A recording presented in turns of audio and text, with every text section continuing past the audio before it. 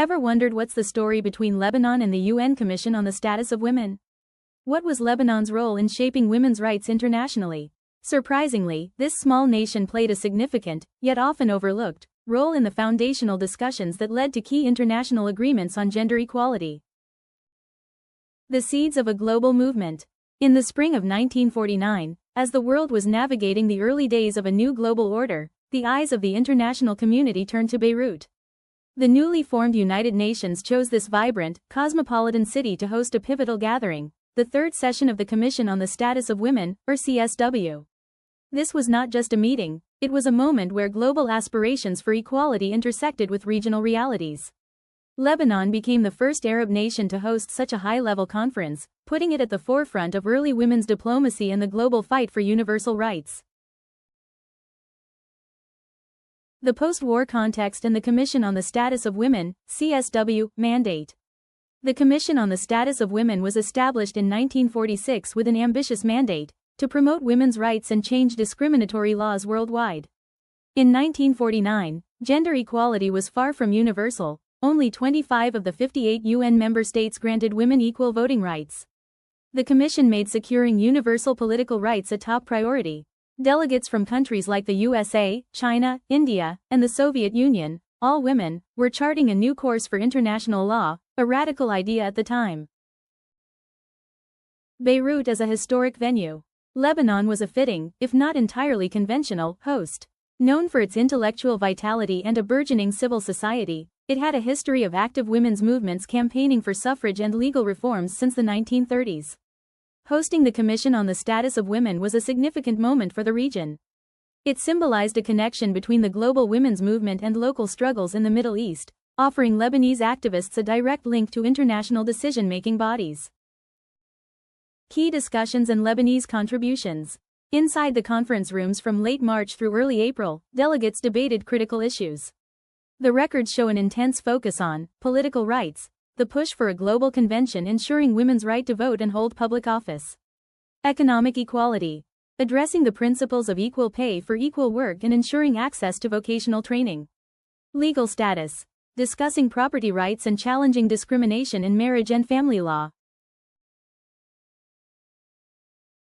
Lebanese women, though likely involved as observers or national delegates, engaged in these discussions, ensuring that regional perspectives were heard.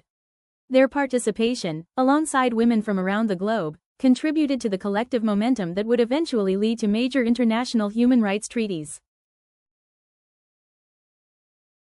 Legacy and the road to the WPS agenda. The 1949 meeting in Beirut was a cornerstone of women's diplomacy. It didn't immediately grant all women their rights. Lebanese women would only achieve full suffrage in 1952, but it was a crucial step in formalizing the global demand for gender equality. Decades later, this foundational work led to the modern Women, Peace and Security, WPS, agenda, a framework that recognizes the unique impact of conflict on women and the necessity of their participation in peace processes. While the 1949 delegates couldn't have predicted the WPS framework, their efforts paved the way for it. Building on this legacy, the Women, Peace and Security agenda represents the evolution of those early diplomatic efforts into a concrete international commitment. With the adoption of UN Security Council Resolution 1325 in 2000, the global community formally recognized that sustainable peace cannot be achieved without women's full involvement in preventing conflict, negotiating peace, and rebuilding societies. Today, the WPS agenda continues to expand through additional resolutions, national action plans, and grassroots initiatives, all of which reflect the same principles championed in Beirut in 1949: equality, representation, and the belief that women are essential architects of peace. Today, Lebanon continues to carry forward this legacy of leadership and advocacy. In 2019, it adopted its first National Action Plan on Women, Peace and Security, reaffirming its commitment to promoting women's participation in peacebuilding, protecting women's rights during conflict, and ensuring their role in shaping a more just and stable society. This contemporary step is not an isolated achievement, it is a direct continuation of the groundwork laid decades earlier by the women who gathered in Beirut in 1949.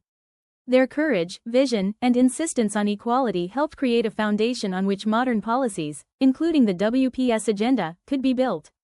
In conclusion, the events of Beirut 1949 remind us that the struggle for women's rights is not a single moment, but a long and interconnected journey. It is a global and historical tapestry, woven from the contributions of women across generations, regions, and backgrounds.